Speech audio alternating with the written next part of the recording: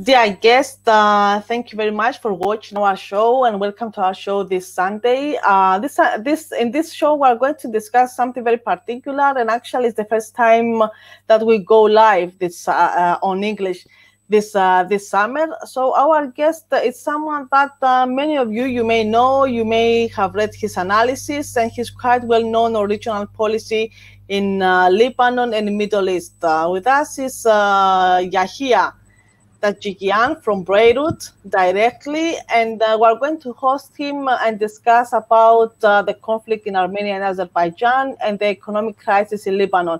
I have to say that you can send all your comments and questions live, so our guest is going to answer to you directly, and we're going to be happy to have you and participate in this show. Yahia, welcome to the the biggest Greek web TV.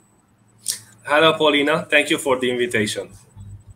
Actually, we have to say that because of the electricity crisis in Lebanon, if you leave, we are going to host you back. So we may face this kind of issues as well. Yeah. So you're here, actually, a short presentation of yourself. You are an Armenian Lebanese living in Beirut. Yeah. Yes, I'm born here. And you are specialized? So I'm born in Lebanon. I'm specialized in political science and international affairs. I did my BA in political science at Haigazan University, and then my master's at the American University in Beirut in public policy and international affairs. My thesis was actually about Chinese and the Iranian relations and the Persian Gulf, the energy security and everything. So I try always to mix energy security with geopolitical developments in the region, whether in the Middle East, South Caucasus, or even Eastern Mediterranean. So actually we have to read your thesis because we have the 25-year agreement with China, and we are all looking forward to see what's going to be the security in the region, because from the other side, we have, after the Abraham Accords, we have another political and economic and security system that starts from Gibraltar, Morocco, and ends in Persian Gulf in Saudi Arabia. So it's two systems that probably they are going to bring Mediterranean in flames in the future. Yeah. So exactly.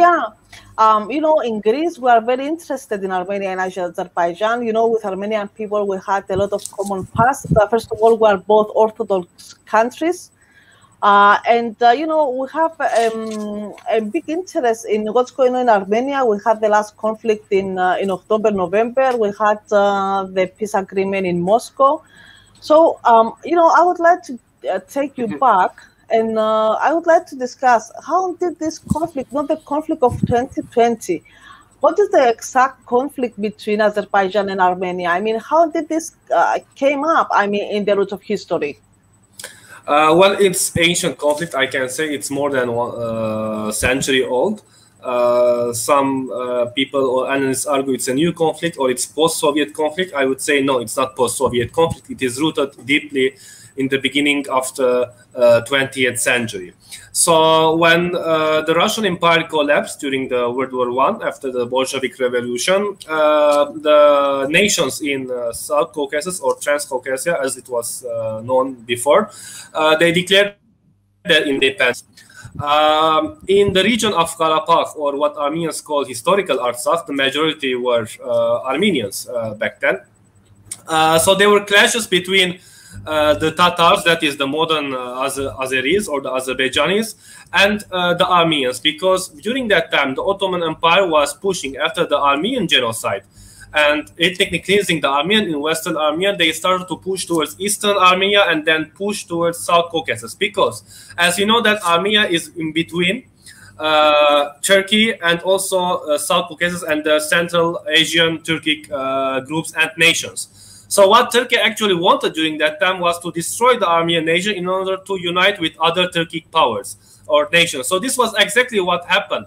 If you will see the geography of Nagorno-Karabakh or Artsakh and southern Armenia, they divide the Turkic world into two. So that is why during that time, the Azeris and the Turks, they did their best in order to occupy these regions. So after the Soviet government took control over Caucasus, it gave Karabakh and Nakhichevan to Soviet Azerbaijan in order to please the Kemalist Turkey, because also Kemalist. Yeah, here that was after 1920. 1917 yes, after 1920. It was the Red Revolution, so the Soviet Revolution. So it was also the Armenian genocide at that time it started. And now, so the period that you describe, it was after 1920 in order to help our audience to follow us in the historical periods. Yeah, here I would like to ask the following. That period, Armenia and Azerbaijan, they used to be one country, or they used to be different provinces of Soviet Union? Before 1920, they were independent countries, but later, after the Soviet occupation, let's say, they were like, can say, Soviet republics within the Soviet USSR, let's say, borders. So what happened to Nagorno-Karabakh status? Because they were majority Armenians, so it was given an autonomous oblast within the borders of Soviet Azerbaijan.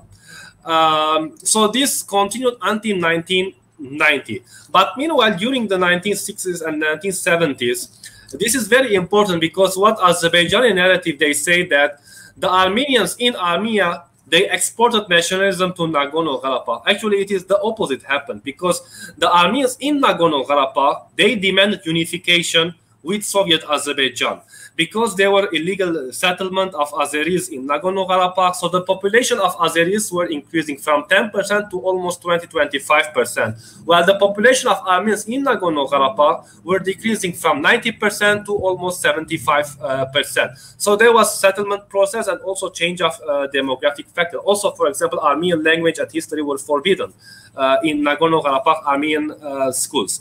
So this is why the Nagorno-Karabakh Armenians, they declared their independence and through the referendum according to the Soviet USSR laws, according to their constitution. So everything is legal. And after the collapse of the USSR, Azerbaijan declared independence, but it refused to accept the independence of Armenians of Nagorno-Karabakh, and the war happened. And during that time, in 1994, the Armenian side won. And not just Nagorno-Karabakh, but also the adjacent areas were attached to the Republic of Artsakh. So this continued until, let's say, 2016. There were negotiations. The status or the concept of the negotiation was that the Azerbaijani side should have recognized Nagorno-Karabakh. In return, the Armenian side was going to, let's say, give back the adjacent territories. So it should have been like a compromise solution, or let's say a mutual compromise solution. But Azerbaijan to recognize Karabakh as a different part, correct? Yeah. As a different republic. Yes. Not as part of Armenia, correct? Actually, yes, it was going to recognize, according to the negotiations, that as an independent republic, but maybe later the Armenians of Nagorno-Karabakh would have chosen to unify with Armenia. This is self-determination. So yeah, here just to help also people to follow us. I mean, it was 25% Azeris in Nagorno-Karabakh and 70% Armenians, correct? Yes, almost, yes. And for example, if I was in Yerevan and I wanted to go to Karabakh, was it feasible? Was it easy? I mean, yes, I have gone to many times before the 2020 war. Yes, you take the visa on the border and you go to Artsakh or Nagorno-Karabakh. And from Nagorno-Karabakh to Azerbaijan was also feasible? No, because from the Azerbaijani perspective, this was an occupied land.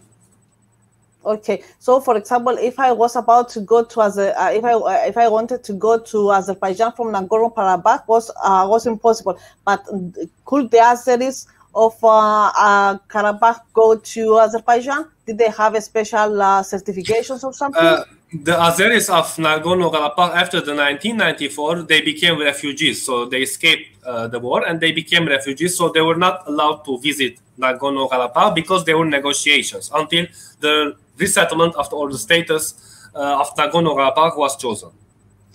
Yeah, here it was peaceful. I mean, between Azeris and Armenians of Nagorno-Karabakh. I mean, let away Armenia, let away, I mean, Azeris. How was the relation between the people in Nagorno-Karabakh? We sang at which time? I mean, until 2016. I cannot say it was peaceful, no, because Azeris were not able to visit to Nagorno-Karabakh, because according to Azerbaijan, anyone who visits Nagorno-Karabakh was a criminal. Even foreign journalists who used to visit Nagorno-Karabakh, they were not allowed to visit Azerbaijan. So no. Until 2016, so there was the war, in a 4-day war in 2016. So they restarted the both sides with Russian negotiation, also the OSCE Minsk group, which is the US, French, and the Russians. They start the negotiations until 2020 September, where the war started again.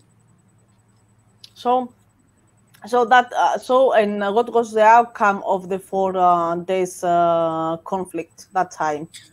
The 4 days conflict happened in 2020. Either side didn't have a big victory. The Azeris, they took some small territories, but the Armenian side defended Nagorno-Karabakh well.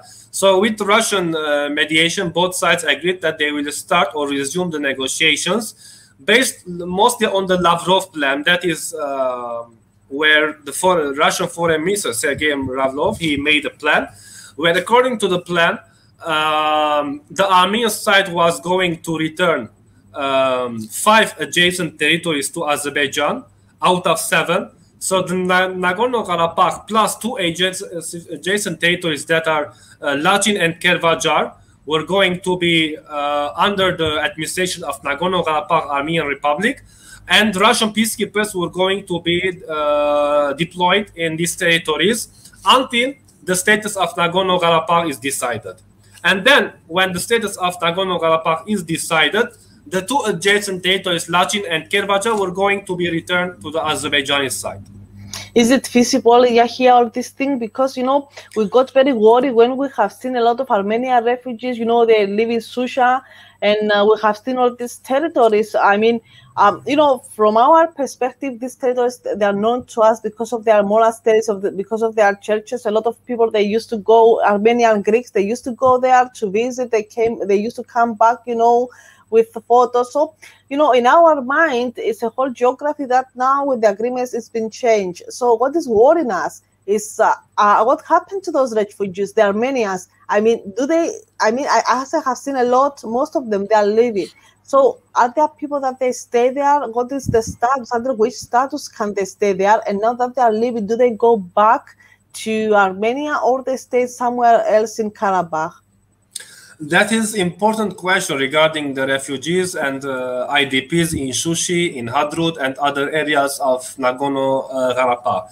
Now, most of refugees, some of them are living in Yerevan or other parts of Armenia, and others have been returned to Nagorno-Karabakh, but they are living in the areas that are administered by the Russian peacekeepers, that is in Stepanakert or Mardagert and other areas. But not a single Armenian is able to return to occupied territories, definitely, because we have seen that when the ceasefire happened, there were some Armenians left in Shushi and Hadrut, and then we saw that videos in the Azerbaijani Telegram channels that these Armenians were literally being slaughtered live.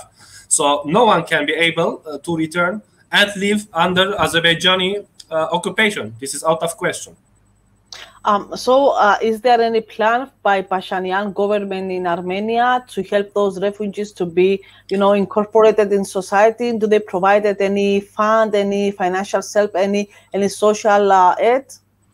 Yes, there is humanitarian and social and economic aid by the Armenian government, also by the Armenian diaspora, by the European Union, and also by the Russian peacekeeping forces, because it is important to keep the Armenian identity of Nagorno-Karabakh no matter what. Even the occupation, let's say, of Shushi and Hadrut and Talich and other areas, it is important to keep the Armenian identity, because now there is a new balance of power.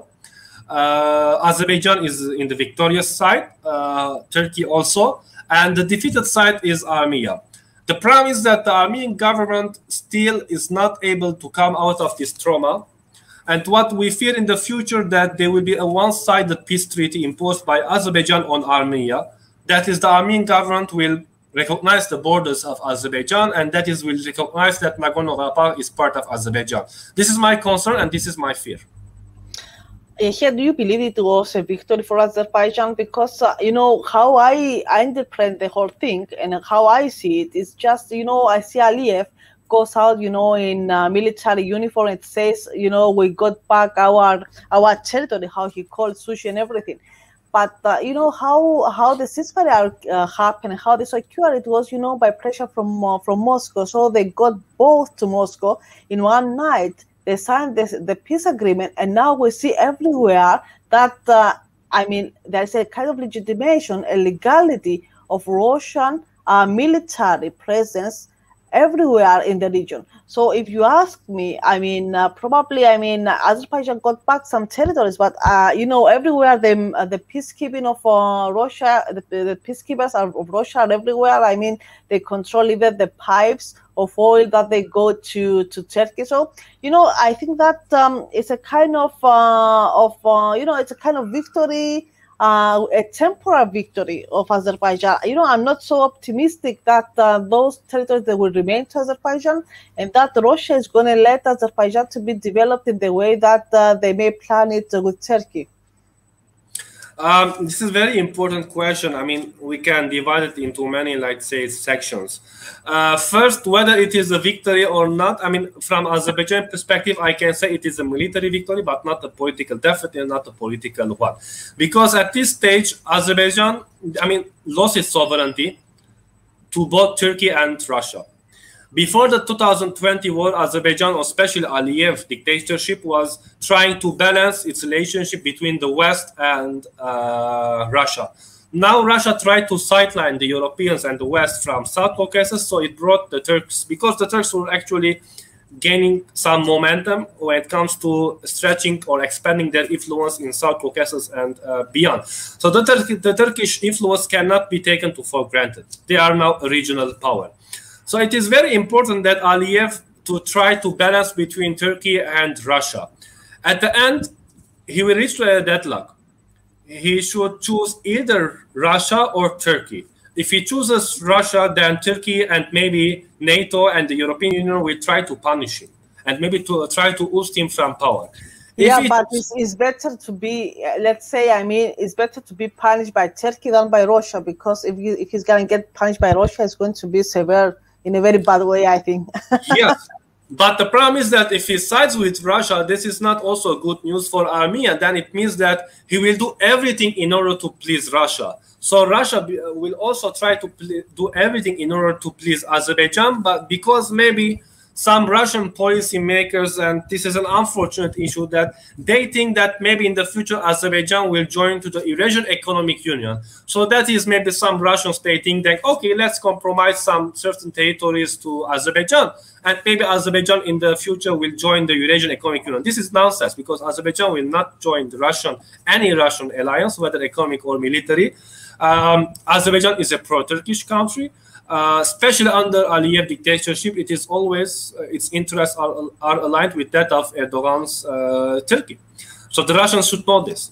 Also, lately, there was NATO military exercises in Georgia where Turkey, Azerbaijan, Georgia, even the Americans, then the British took part in these military exercises. So the Russians know that eventually the Turkish influence is increasing, and this is not a good news, because Turks are not just in South Caucasus. Now they are also trying to increase their influence in Afghanistan. Just imagine, in Central Asia. So they are trying to squeeze the Russians. And just here, for me, it's a kind of question, because I'm studying Iranian foreign policy, and especially its relations with Israel. So I was quite amazed. I have a tremendous respect to Ayatollah Khamenei for a lot of reasons. But this man, he was very clever, and he came, before any signature of agreement during the conflict, and he said that the land needs to be, how it was claimed before 2016, actually. The land needs to go back to Azerbaijan, but Azerbaijan and the international community needs to make sure that the Armenians will stay there in their land, keep their identity. Of course, Ayatollah Khamenei, he was making this kind of declaration because we know that he's a very visionary and, a very clever man. He's a very spiritual. I mean, he's very peaceful also. So, I mean, he made this kind of declaration, and actually it was a kind of statement to Aliyev that, okay, you take him back the territory, but you have to protect the Armenians. I mean, don't go against people, don't make refugees, don't create issues in the region. Aliyev didn't respect that. So actually, we have seen that from the other point, he was creating a kind of propaganda inside Iran, and especially to the northern borders, where Azeris exist. We have seen a lot of demonstrations in Iran going against Armenians, and also, I mean, be pro-Azerbaijan. And at the same day, it was, for me quite astonishing that in one day, I think it was in March, I think it was in November. I mean, there was a kind of conference in Qom discussing the Armenian Azerbaijani relationships and their effects on Iran. And, it was an international conference that they make it in one week. So I mean, this kind of conflict, it was also very important for Iran. I mean, how it's gonna end up. But I mean, we see that Iran, it's a kind of territory that is very serious country, it's very strategic country. They have their plans. They cannot let Aliyev and any kind of Erdogan or someone to go against their sovereignty. But what is the feeling that you are getting from Iran towards Armenia? Iran's foreign policy towards South Caucasus is very interesting because it differs from its foreign policy to the Middle East. Iran has a big influence in the Middle East, has a military influence, has a political influence. It can engage in proxy wars, but unlike in South Caucasus, because it has a limited influence due to the Russian, usually Russian, and also now there's Turkish sphere of influence there. So the Iranians were very interesting because before the 2020 war, they were always supporting the status quo. They were supporting the armies, but at the same time, they were supporting negotiations because for them, peaceful resolution of the Nagorno-Karabakh conflict, it is important. Because as you said, that there are a lot of Persian or Iranians of ethnic Azeri background. They live in northern Iran. We are talking about between 10 to 20 million, even maybe more. And even during the war, there were demonstrations by many Azeri nationalists in Iran, infuriated or supported, let's say, by Turkey maybe. They were cursing the Armenians, the Persians, and they were making grey wall signs, and even they were burning the Armenian flags and so on. So the Iranians were very shocked from this. At the same time, they tried to push for a conflict resolution in the region. When the war ended, the Iranians were aware that the Israelis and the Turks, they allied and sided with Azerbaijan. There were Israeli drones working, or let's say functioning, over northern Iran, and even some drones were actually shot down by the Iranian anti-air forces. But Iran's influence is limited, so it cannot engage in the conflict, because otherwise whole northern Iran would be part of the conflict, something that the Iranian leadership didn't want this to happen. So this was the status quo. It changed after November 2020. The Iranians didn't have any option but to, let's say, bless the Azeri victory in South Caucasus. But at the same time, when the conflict of the border happened between Armenia and Azerbaijan, Iranians were very aware. Even many Iranian generals and even the foreign minister said that any change of border in South Caucasus is a red line for Iran. That is, any border change in, we're talking about Armenians' sovereignty, let's say the territorial integrity of Armenia is a red line, because what Turkey and Azerbaijan now are pushing is to occupy southern Armenia or take parts of southern Armenia, because according to the trilateral statement of November 9, there was the economic routes between the both sides, that is Armenia and Azerbaijan, was going to be opened. But what Azerbaijanis are saying, that they want an economic corridor in southern Armenia, that this is not part of the actually November 9 trilateral statement, and the Iranians are very concerned about this issue. It's we have also a question by the audience, but it was my next question. Iran is very strategic partner for a lot of economies and a lot of countries in the region. I mean, they have a pre-planned strategy for the next 100 years. I mean, it's a kind of mega state. It's an imperial, it's a kind of imperial state. We can say that it doesn't want territory, but it has a tremendous influence because of the language, the culture, and the religion. So we have, Iran, it was a country that in the Nagorno-Karabakh in 1990s war, criticized a lot the participation of Israeli soldiers. Especially, there is a kind of national song in Azerbaijan about an Israeli soldier that went to fight in Azerbaijan, and he martyred there, he died there. So there is a kind of good communication between Israel and Azerbaijan, and actually it was a kind of case that Azerbaijan, apart from buying military equipment from Israel, now is interested in Pakistan as well. So probably if Turkey and Azerbaijan then go to Pakistan, next one that is going to knock the door of Khan in Pakistan, it may be Israel. So actually, how Armenia sees this presence of Israel in the region, and especially taking the part of Azerbaijan? The issue is that, for example, there were negotiations between Armenia and Israel to open an embassy, Armenian embassy, in Yerevan. But then after the war, actually, the Armenian side withdraw. You mean Israeli embassy in Yerevan?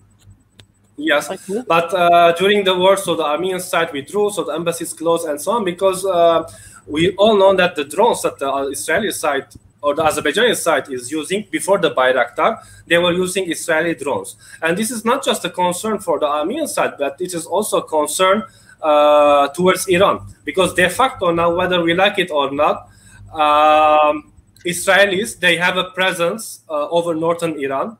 And not just Israelis, this is very important, that even Syrian mercenaries, during the war, they participated during the Nagorno-Karabakh war. This was also very important both for the Armenian and the Iranian side. From the Iranian perspective, let's go back to Iran again.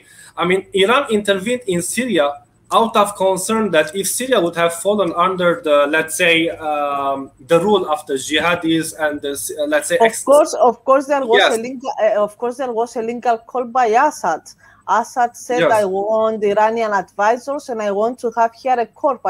Iran didn't involve with the war, didn't invade Syria. There was a legal call by a legal elected president, Assad. Actually, yes, definitely. So the Iranians were aware that, okay, the Syrian mercenaries, they were fighting in Syria, now they reached to their border. So this was a major concern. I would not have been surprised that even the Israelis, maybe they provided intelligence for Azerbaijan, because there are the satellites, everything.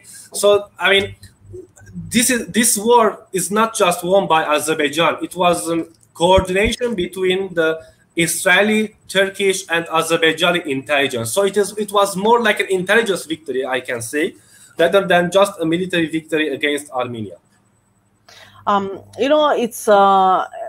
It's a point, because we see in this kind of case, it was Turkey, it was Israel on the side of Aliyev, but Pashinyan, he has a kind of Western profile. He appeared there. He was very pro-West. He was challenging Putin in the way that Georgia got challenged Putin years ago. And the worst thing is that after the end of the conflict, Pashinyan all the time, he used to say, a coup is going to happen, and coup is going to happen. And actually, no one was in a kind of mood to make a coup. And because the only power could have a coup, it was, the army, and the army was working, let's say, under the instructions of Russians in order to restructure the region, in order, to stop the whole conflict. So, what is how this man Pashinyan, that actually didn't go well to the last conflict, and he was anti-Russian. He was protesting. He was making all this kind of very not interesting comments about the intelligence of the country. He got.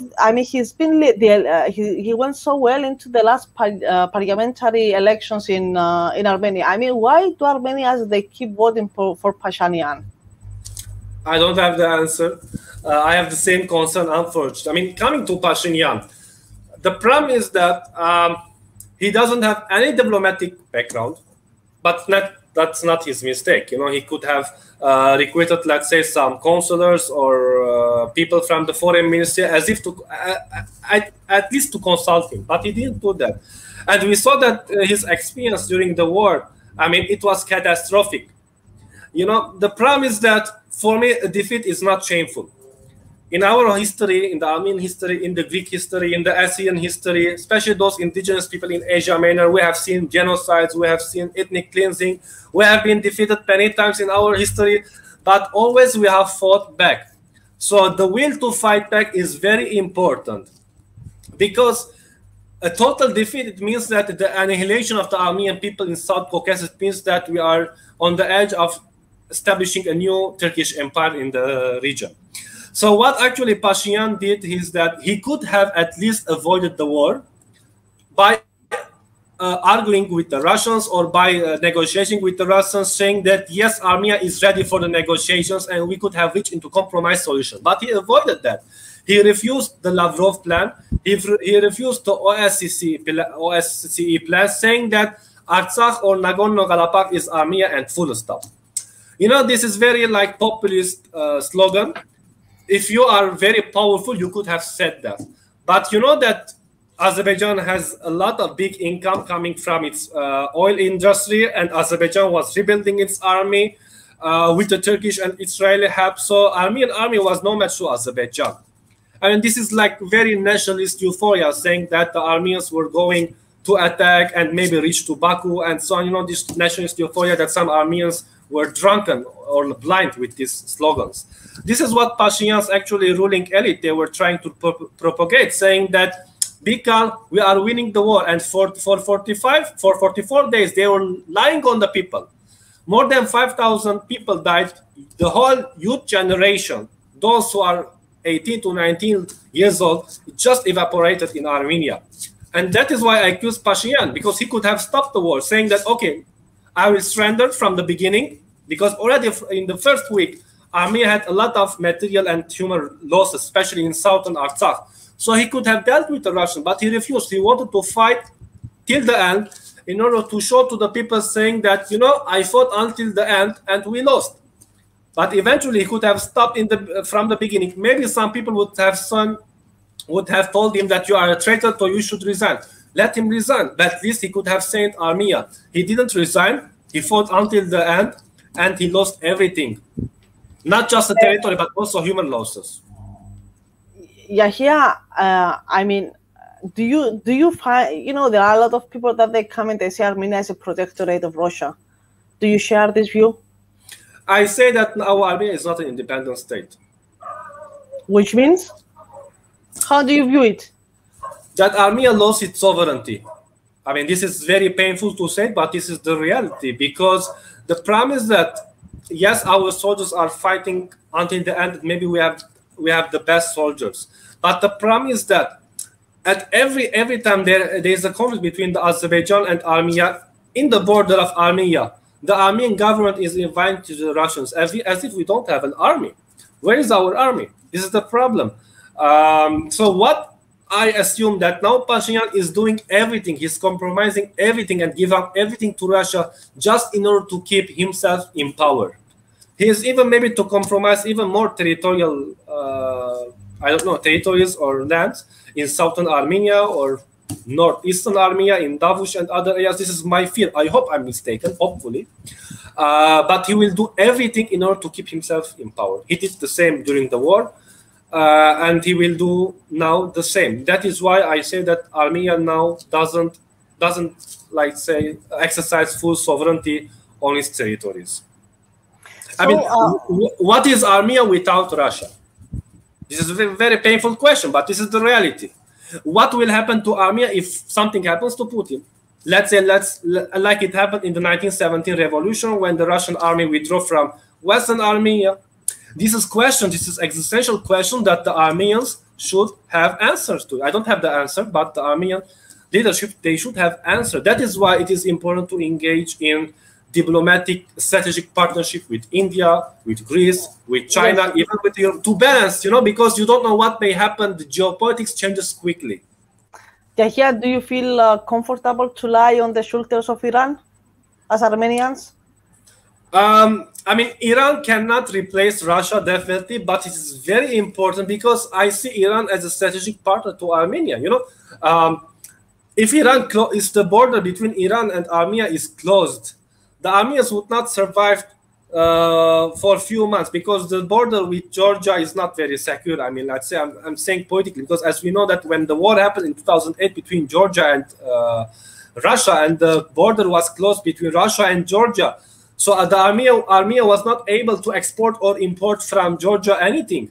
So the whole economy collapsed during that time. So it's very important to have at least to invest in the roads in Armenia because, you know, as we know that there is the international north-south transport corridor where the Indians are pushing for. It is Indian initiative. It's passing from Iran, later Armenia, then Georgia or Russia, and then the Black Sea. This is very important. Such initiatives are very important Armenia to participate because it can also be translated into geopolitical sphere of influence. The more Armenia participates in economic initiatives, whether funded by the Iranians, the Chinese, the Indians, the Russians, even the Europeans, the more Armenia would have political influence in the region. You know, it's a kind of very interesting period, and actually, I will go back to your thesis. You know, it's a period that in June we had the agreement between sorry, in April we had the agreement between Iran and China. So we talk about a 25 years agreement that is going to give 440 billion dollars, and actually it's going to cover an area from Shanghai to Beirut. I mean, Iran has already all the transportation. It was a kind of train railway that was started from Baghdad and later in 1960 from Tehran to Germany, and now Iran has built a railway from Iran to Afghanistan. From there, the Chinese, they will take it from there on. I mean, Iran has tremendous influence in Afghanistan. They have an educational council in Herat. I mean, most of the people there, they speak Farsi. Anyway, that is a kind of Farsi dialect. Tajikistan, I mean, even the people there, they change their names to look more Persian than Russian. They try to learn Persian, so they try to have Persian publications. I mean, Iran has a publication center there as well. So, you know, it's Iran expanding. From the other way, you know, this is quite difficult for United States that they are leaving from the area, but actually they are reshaping the whole area because they are not going to leave.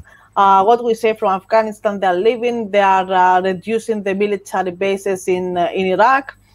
So actually now the Abraham Accords that they came last August, we have seen that Bahrain and United Arab Emirates, they recognize Israel. Another 3 states like Saudi Arabia, Morocco, and Sudan, they normalized the relationship. So we knew from the very beginning that there are monarchies. In the Arab world, they are pro-Americans. I mean, they need Americans to survive because they suffer a lot.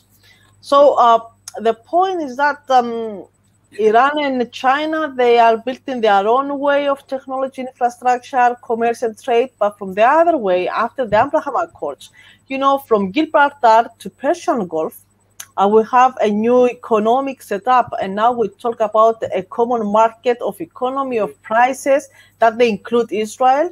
And actually, you know, the Arabs of the Persian Gulf, because they know the domination of Iran, they try to exit this drama area, and they push their economy to Red Sea.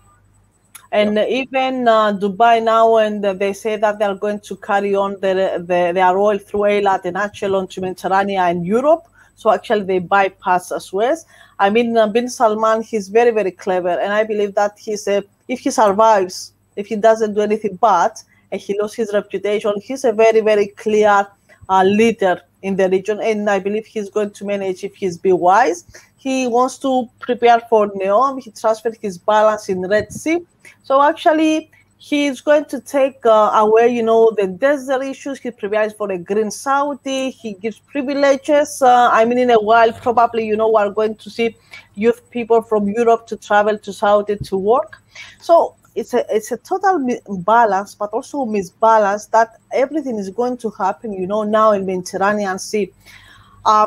So what do we find Lebanon in all this? Do you expect that Lebanon can have a kind of influence? Because the last 10 years is more than 4 times that we see economic crisis in Lebanon, but we talk about humanitarian crisis as well. Now you have medical and pharmaceutical shortages.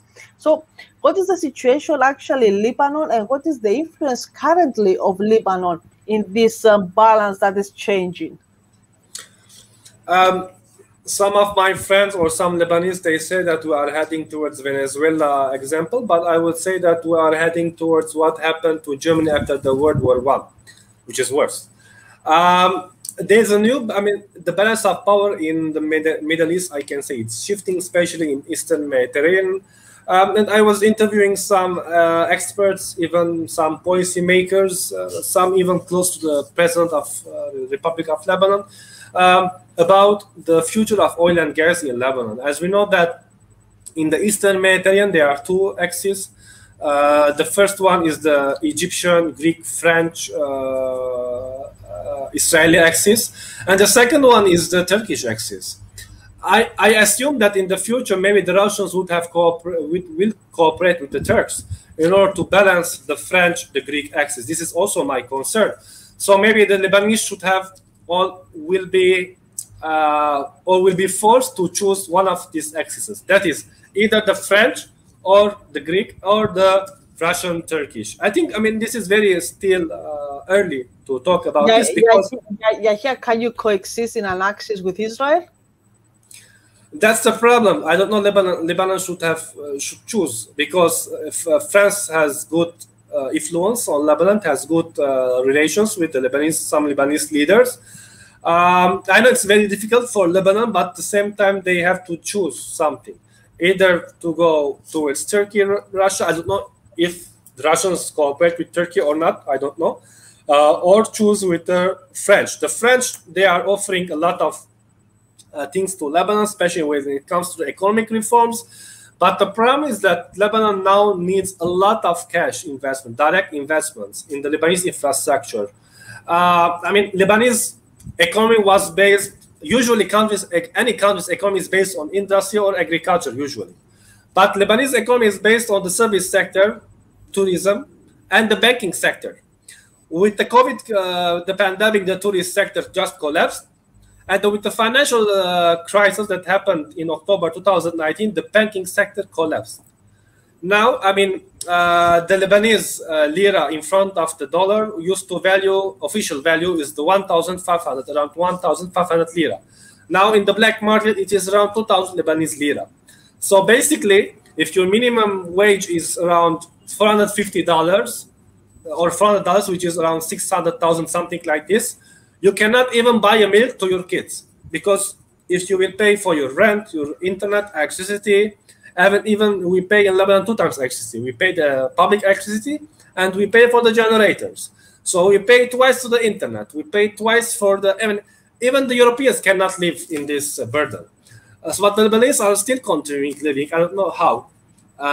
Maybe they are becoming very pessimist, or maybe they have given up to everything, and this is very bad. Because literally, I know some cases that there's suicide cases. Some people are just attacking the pharmacies, pointing the gun on the pharmacist saying that I want the powder milk, otherwise I will kill you. The man is saying that the pharmacist is saying, I don't have a powder milk. I can give you money if you want. But the man is saying, no, my kids they want milk. So imagine we are in such a difficult situation that the government doesn't have any clue to what to do. They don't have a vision. Lebanese, from 1990 until now, the state doesn't have a clear vision. We don't have a state also. But that's something else, another problem. That's the problem, that what is the vision of Lebanon? Where Lebanese are heading? We don't know. We are just living daily. But, we have the Beirut blast. Still, we haven't sought any justice. More than 200 people died. More than 6,000 people injured. Tens of thousands buildings destroyed. And still, we are not able to seek any justice. Yeah, here, what is said in Lebanon? Who is responsible for that? The political leadership, definitely. I'm not the one responsible. They are the responsible. No. I mean, do you believe that? I mean, it was a kind of interference from outside. Yes, there is foreign intervention in Lebanon. This is not secret. I mean, especially, I can say that the whole modern Lebanese history after 1943 independence, there were always foreign intervention. But the Lebanese elite, they were always trying to balance. You know, before the civil war, they tried to balance. After the civil war, they tried to balance at least. They had good relations with the Saudi Arabia and the Gulf countries, with Iran, with the European Union. But now they have problem with all countries. I mean, now we have Lebanese governments, not government. Every community has a certain government. They have foreign relations with other countries, and this is the problem. That is why I'm saying we don't have clear state. It is the responsibility of the state to engage in foreign relations and not the communities or the political parties. Do you believe that Aoun is not visionary? I mean, he didn't take, you know, the lead of this nation? One person cannot change anything. So it's not whether he can change or not, it's not in his hands.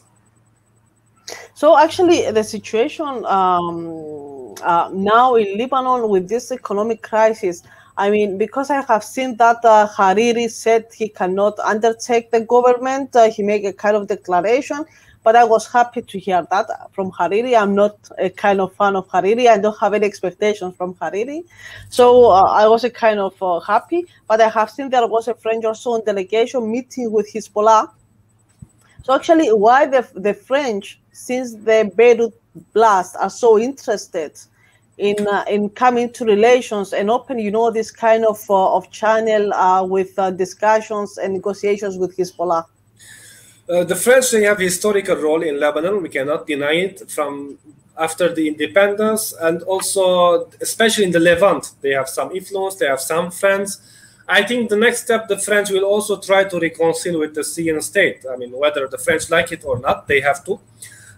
Because eventually, if the French do not interfere in Lebanon, then we will see the Turks interfering in Lebanon. So the French are doing their best to contain the Turkish interests. And this is where we come also to the Eastern Mediterranean balance of power between the French and the Turks. So what is happening to Eastern Mediterranean between the Greeks, Lebanon, Cyprus, they are all interdependent on each other. Yeah, for us, I mean, we're in a kind, the last 3-4 years, in a kind of collaboration. I think that because there are Americans behind it, we decided, you know, to shift, and instead of, we keep quite good relations with Russia, but we decided to move where Greece is, to the Western campus. So actually now we build quite good collaborations with the countries that United States, they are based in the region. That means, for example, with Saudi Arabia, with Emirates, with Israel. So now Cyprus is in this axis. I would say that, you know, for us it's quite strange because, I mean, we used to have good relations with Arabs and everything, but I believe that Cyprus and Greece were very inexperienced states about what's going on in Middle East. So I am pretty sure that if I enter the foreign ministry now and I take a discussion about what's going on in Saudi Arabia, or what's going on, for example, after Netanyahu left and Naftali was crying about, no, he didn't want to be the prime minister. He didn't want to face the coalition government with an Arab country. Certainly, they will not share my views, and certainly they don't understand the situation. I am pretty sure about it. So about Cyprus, I believe we are just in the middle, and maybe we sit in a more business way than political way. But this is, from the other side, a kind of very good opportunistic, short-term, but opportunistic way. I mean, okay, we have good relations with Israelis, with Saudis here and there. We take money. Until we take money, everything more or less is good. We have a political cause, but the United States, they were going to cover it. I mean, what about Lebanon? I mean, it's a country that the last year was making financial business about offshore environment, to attract business, to attract investments, to attract companies. I mean, Yahya, why something is going wrong in Lebanon? Is it political, the problem? Yes, most of it is political because, as we know, that the Americans have also imposed sanctions on some Lebanese institutions, banks, and so on, because it is linked to the Hezbollah issue. I think the financial crisis is also, to some extent, is related with the weapons of Hezbollah. The problem is that The Lebanese are waiting the Iranians and the Americans to agree or reconcile. But I always ask that why the Lebanese, they directly don't engage with the Americans and the Iranians, that this is the problems. We have to deal with the reality. Maybe they have to arrange the status of Hezbollah. What will be the future of Hezbollah in the Lebanese, in Lebanon, let's say. This needs first internal dialogue between the Lebanese themselves. Some Lebanese, they say that they are okay with the arms of Hezbollah, let's say the resistance, because it is a deterrent force against Israel. Some saying that no, they see Hezbollah as, let's say, a proxy of Iran, so they are not okay with Hezbollah. They should engage in dialogue. This is very important because at the end, Hezbollah is a strong, influential political party in Lebanon.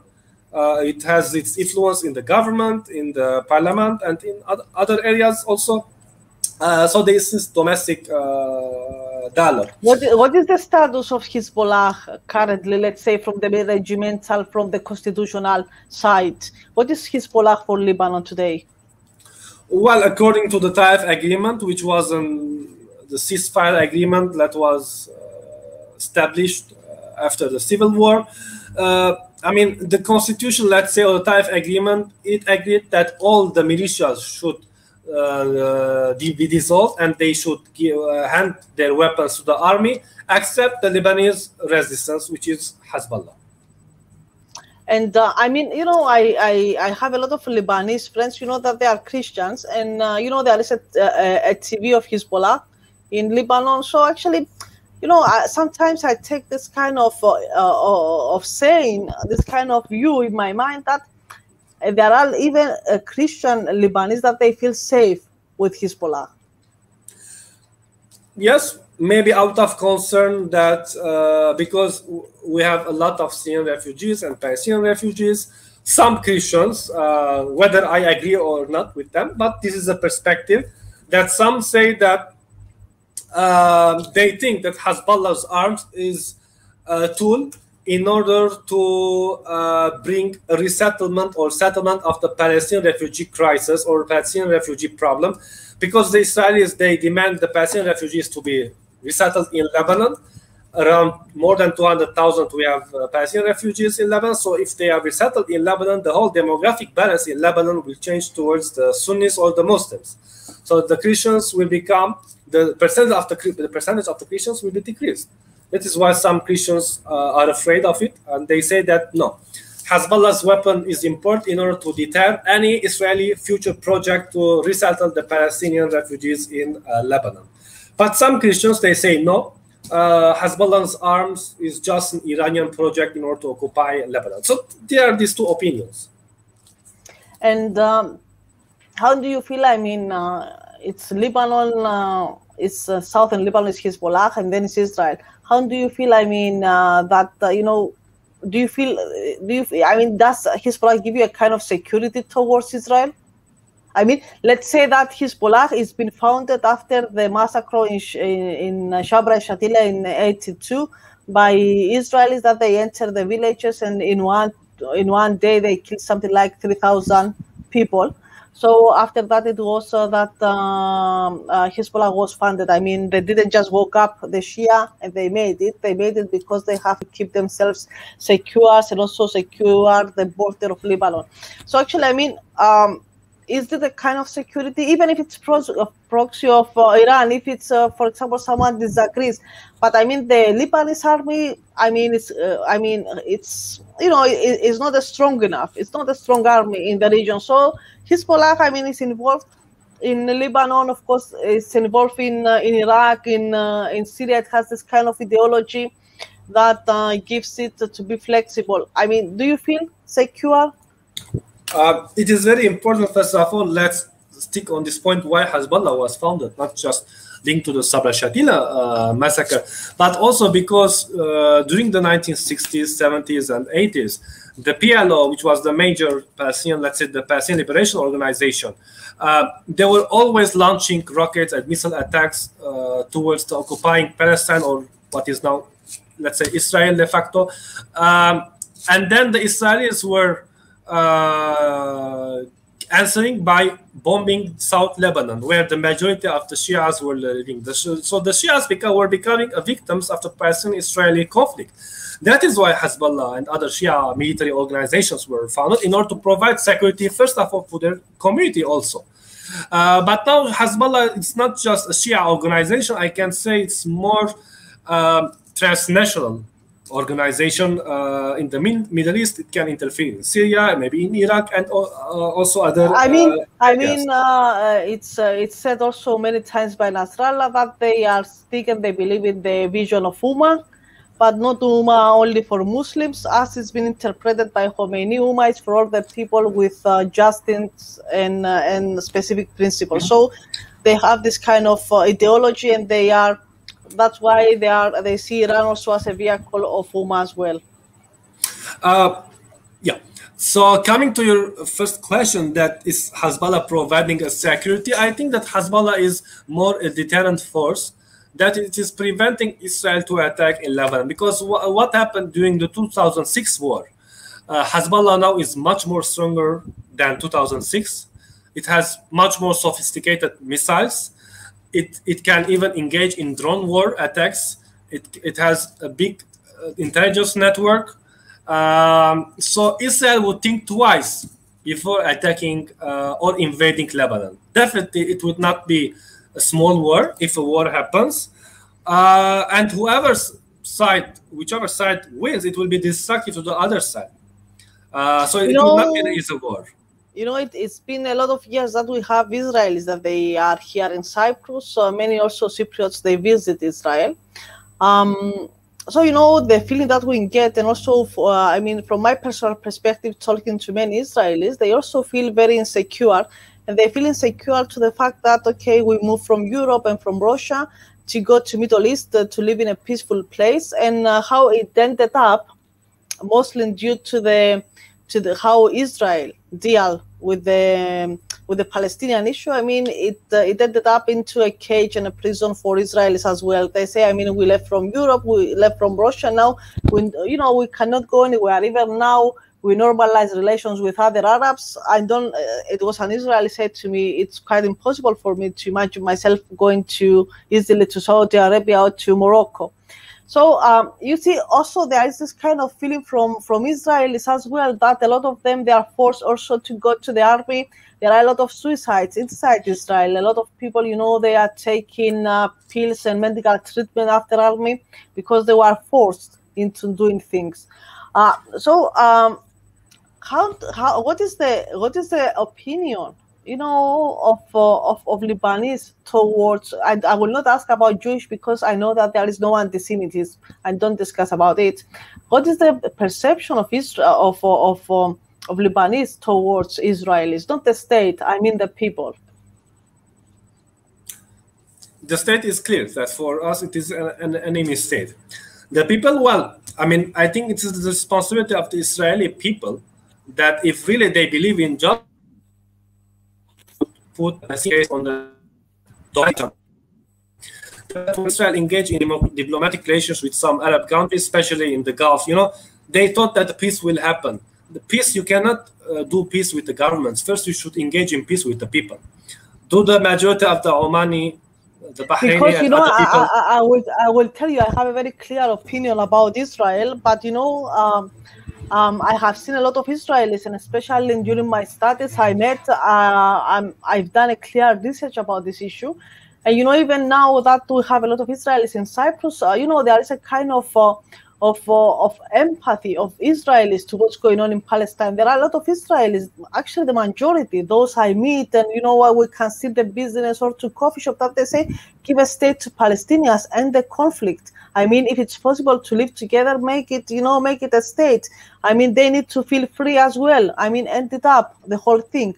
So, you know, it's a kind of, I don't know how it comes from the part of Lebanon. I mean, what the Lebanese, they think, if they can approach it. Because what are you saying? It is not translated to the elections. In Israeli elections, always, especially in the last decade, we always see that right-wing political or Zionist right-wing political parties are Yes, winning the elections. But after Ehud Barak, there is no left serious party. Even Ehud Barak, when he goes and he makes statements that is not so Jewish, let's say, I mean, he cannot be voted, and Ehud Barak, he didn't really deal well. So actually, the one that left after 2009, it was only Netanyahu. Even now, in order to keep in power, he created the whole mess with Hamas, and actually Israel, it was the first time after 2006 that lost the war. No, it's interesting. Every time, whenever there's Israeli election, few days before there is a conflict in Gaza. This is very interesting because this is infuriating the right-wing movement. So this is a good strategy for the Israeli leadership. That is why I think the perspective of not just Lebanese people, but the whole Arab people towards Israel one day will change when there is a just resolution to the Palestinian conflict. Do you see that Lebanon has an influence into this conflict? I mean, apart from hosting refugees and Hezbollah making the bridge to Hamas? I think the two cards that Lebanon can use in order to have influence in this conflict is the first off, I don't like to use as a card because this is a humanitarian issue, the return of the Palestinian refugees to Palestine. And the second is that, as I said, maybe Hezbollah can be a deterrent force to push Israel towards compromise when it comes to the Palestinian solution. So what is actually the relationship currently between Lebanon and Syria? On a state level, I say that Lebanon is doing, I mean, first of all, the Lebanese government is pushing to the return of the Syrian refugees back to Syria, but what is the number that you host in Lebanon? Around 1 million, I can say, even a bit more maybe, which is almost 1/5 of the Lebanese population. But the problem is that the Americans and the Europeans are not happy with this issue because they are arguing that the refugees will return only when there is a political solution in Syria. So we are linked, or the destiny of the Syrian refugees is linked to the reconciliation in Syria, which I think it will take some time. It's not very in a short period. It will take some time because eventually the Russians should agree with the Americans for the future of Syria. Here, what is Assad and the relation with Syria has to do with the economic crisis in Lebanon? Do you believe that there is a link? Yes, because there is the Caesar Act, which has sanctioned many Syrian banks and Syrian leaders, and we know that there is a Syrian, for example, I think the President Assad, he said a few days ago during the inauguration that there's huge billions of dollars stuck in the Lebanese banks. Both, I mean, the Syrian and the Lebanese lira is deteriorating or fluctuating in front of the dollar. Also, because the prices of commodities in Syria is increasing, so a lot of some Lebanese, they were trying to sell oil or fuel to Syria illegally. That is why the prices in Lebanon was increasing, and also there was or there is still shortage in oil and gas in Lebanon. I mean, the destiny of Lebanon is connected to Syria. This is something that we have known historically. We cannot avoid it. Do you believe that if there's a government in Iraq like al-Maliki and al-Dawa, also the future of Iraq, Syria, and Lebanon is going to be connected as a corridor of Iran to Mediterranean after the agreement with China? Maybe, but there is a lot of U.S. pressures because the Americans, they have a leverage on Lebanon. They are the main founders of the Lebanese army. So that's not very easy in Lebanon to directly move towards the Iranian axis. Still, we have the Russian influence. We don't know at which direction the Russians are going to head in Lebanon. There was something interesting what happened in these few days that the Iraqi side, they provided around 1 million ton of fuel to Lebanon. In return, the Lebanese were going to provide medical aid. I don't know from where they were going to provide even the medical aid to Iraq because the Lebanese need medical aid. But this was the agreement that the poet says. So this was the temporary agreement to at least resolve the electricity shortage in Lebanon. I mean, now it is still like we still have electricity, so that's a miracle. So, it's last question because I know the pressure of the electricity, but also I believe that is not going to be our last interview because as soon as the situation gets better and we are going to be back after our summer holidays in October, certainly we are going to arrange a kind of panel with people also from Greece that they are specialized in the Armenian issue. I have to say to you that in the crisis in Lebanon and the Armenian issue, is very highly important for us because we are very sympathetic to both people and we watch it very closely. Closely. The people they usually discuss. You go, for example, outside on a political discussion and you hear about it. So my last question, and it's a kind of prediction, but I would like to know your view as well before we close. Is what is going to be and what is going to come to the people of Lebanon, let's say, and to the people of Syria with the agreement of China and Iran? The Chinese foreign minister was in Syria a few days ago, so the Chinese are going to invest in the infrastructure, but I'm not sure still the Chinese are interested in Lebanon because Lebanon now needs at least 50 to 60 billion of dollars, fresh money, I'm saying, so that the Lebanese economy would be stabilized. I'm not talking about economic growth, but I'm talking about stability. So this is huge money. I'm not sure if the Chinese will be able to provide this money because they don't have a huge interest in Lebanon. But in Syria, they have a lot of interest, and because there is the reconstruction project in Syria after the war, so the Chinese are interested. I'm sure the Europeans will be also interested. Turks will be also interested. So this reconstruction plan is also linked to Lebanon because at the end, this, let's say, the commodities, the cargo, everything will pass either from Iraq or from Lebanon coming from the sea. So Lebanon will be a transit hub for the reconstruction of Syria. The Chinese are interested because Chinese are also investing in the port of Haifa in Israel. And maybe, already the Russians and the Turks, even the French, they showed their readiness to invest and rebuild the port of Beirut after the blast. So maybe the Chinese would also be interested because eventually, it seems that the future balance of power in the Middle East will be decided in the Eastern Mediterranean. So it will be the clash of interests of many important powers. So it is like a multipolar regional system that it is being shaped in the Eastern Mediterranean. Let's see which side will win or which side will cooperate with the other side. Let's see. Yeah, and do you believe that,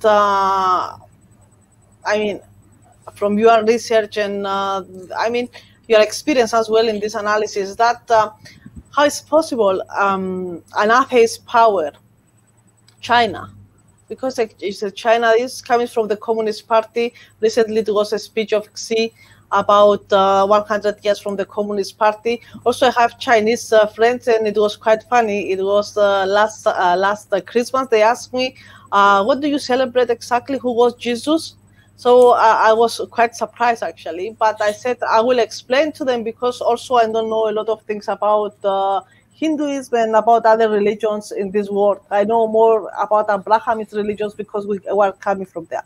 So I explained to them, and they discuss it between them, and after 3 minutes they come out and they say, it's strange that you believe in God. So we see a major, superpower that is atheist, and it is taking 25 years agreement with Iran.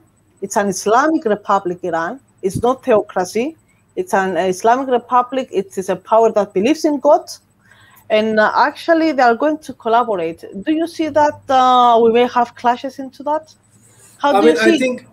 I think international relation is based on flexibility, especially when it comes to realism. The Soviet Union had excellent relations with Arab countries, especially Egypt. The Soviet Union as an atheist republic and anti-national, let's say, republic. But Egypt was nationalist, even with the socialist umbrella or color. It was a nationalist country. So the Chinese with Chinese are very pragmatic, as I argued in my thesis. They have the soft power policy. They don't impose. So constructivism does not have any kind of place in this agreement? The culture, the religion, the identity? Yes, definitely. But they do not impose their culture and identity on other countries like the Westerns they do. Like they don't impose democracy and human rights regulations on the third world countries. The Chinese, they engage in business deals. They engage in lobbying activity. This is very normal. But I have never seen, like, for example, the Chinese are converting Asian countries to atheism or Confucius or I don't know what. But we see that historically the Europeans have done it. There is a different kind of, I don't know if it's imperialism or not, but it's a different kind of imperialism. It's definitely not a Western version of imperialism. Mm-hmm. Yeah, it's true. That's very nice. Excellent. It's an excellent point. Actually, this one, of course, we'll have to see how China is going to be developed because now it's on the developing side. Yeah, here I would like very much to thank you for your presence here. I mean, we learn a lot. Actually, the audience participated. They have a lot of comments, a lot of questions. So I'm very glad because, we have a foreigner that is participating. It's bringing us new ideas from Middle East, from Caucasus. So we learn a lot of things about politics that in Greece we discuss, but we discuss it mostly with Greek speakers and among us. Before we leave, I would like to give to our audience and present a book by one of our friends that is been done and is coming to the market the next year, the next months. So we're going to see it, and we believe that is going to have a very, very good analysis. It's about industry. So it's going to be very good for us if we go and check it and see it, and it's going to be presented to our channel as well. So it's only 1 minute. Just let's see it, and I hope we enjoy it. And we're coming back to you here.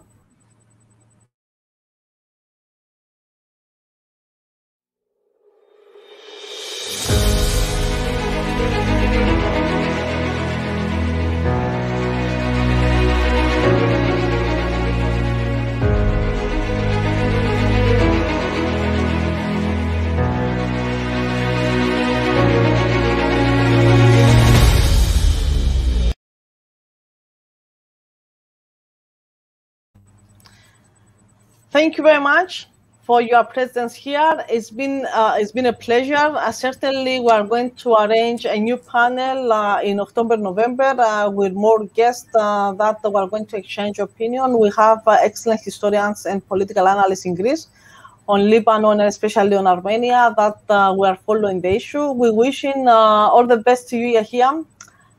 Best of luck. Best of success. So we know that you're belonging to think tanks. So you are doing a lot of good work in Middle East. We are looking forward to read your thesis, and also I know that you are planning for a PhD. So I wish you all the best. Please study hard and don't be like us. That it takes us a long time because we used to go here and there and party. So I believe research is research. We can make a balance. We can make a balance. I'm sure about it.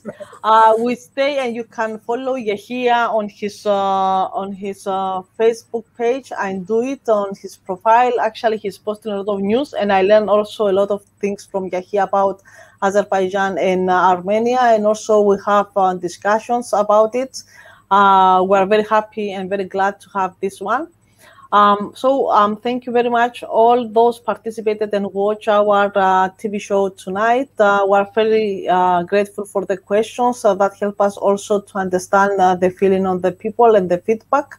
Next Sunday, we are going to be together at 9 o'clock. Again, we are going to host Professor Hangai Ram from Israel. He's specialized on Iranian foreign policy, and we're going to discuss about the Israeli society. And he's very, Professor Ram, he has a kind of specific critique on how Israel faced Iran and how the Israeli society has been misled about Iran from Nationalist Party and their Israeli leadership. So next week we are going to be we're going to be here at 9 o'clock with Professor Ram. Yahia, thank you very much for tonight. We're going to see us soon. Wish all the best to you. We hope we're going to have very good news from Lebanon. And we remain at your disposal for further news soon to be with us in a new panel in autumn. Definitely. Thank you very much. Have a nice night. Thank you very much all. Good night. Bye-bye.